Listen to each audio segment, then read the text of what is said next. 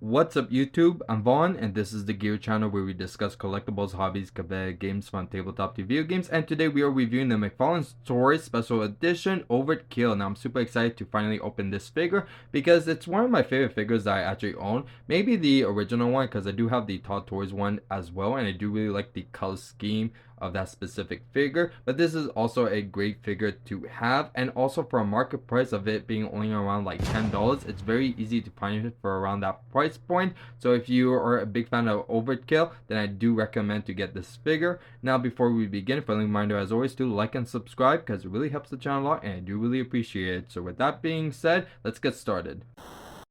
Okay, so first thing I wanted to show you is that he comes with a comic book, okay, just like the original Wave 1. So it does say Todd Toys on it, which is very interesting because it's McFarlane Stories and it's the special edition one. But all in all, it's really cool. I think this is like issue 7. It doesn't seem like issue 7 when I was like opening it, but it was like pretty much like the big origins of OvertKill, so I might be mistaken that is issue 7, but this is really cool comic and I just love it. Another thing that we get is pretty much the border for like the back that we have over here. It looks very nice, but also it includes all the different toys. So that is the original color scheme of OvertKill. And yeah, then we have all the other figures as well, so maybe we could use this as a check mark for all the figures that we have. But yeah, very cool. Now let's check the actual figure. And here he is out of the box. Now he just looks amazing, and even with all that gold and just one color scheme, I still think it's a really cool figure and I really like it a lot. So we're definitely going to check the articulation and get a close-up look, but I just wanted to admire it on the spin table because I think it looks really cool. Now let's get a close-up look. So we're actually going to start with his arms because the head actually has a different function all in all. So with the arms, it could turn 360, like kind of. It's mostly stopped because of the shoulder. So yeah, I retract that. Definitely not 360, but it's still a decent like wave. So you can actually put both of them up and it looks kind of decent, so it doesn't look that weird. And even the back, very cool, very nice.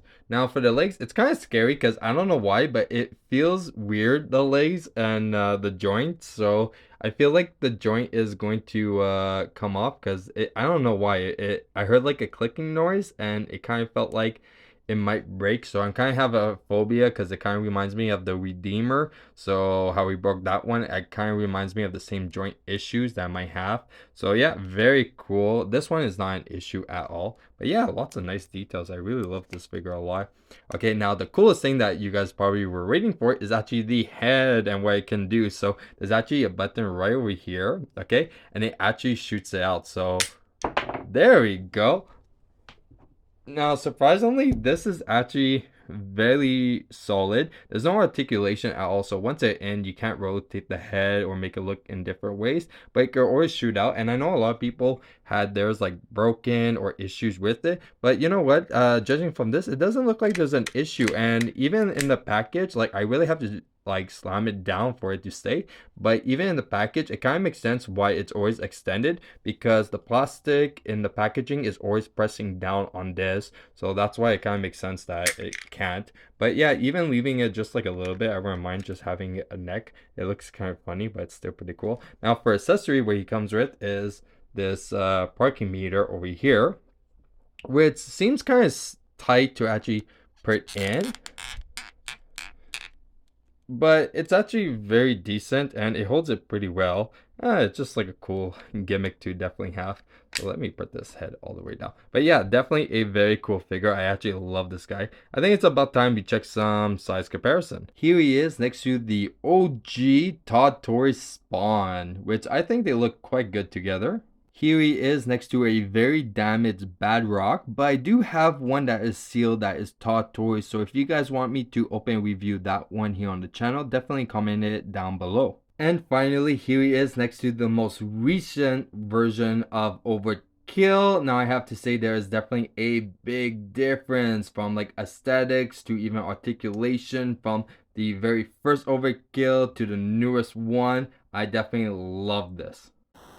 And that's it for our review of OvertKill. Now, if you guys enjoyed today's video, you know what to do. Like and subscribe. And if you want a sneak peek of future products we're planning to review here on the channel, you can follow me on my Instagram, VaughnGear. I'm Vaughn, and this was the Gear Channel.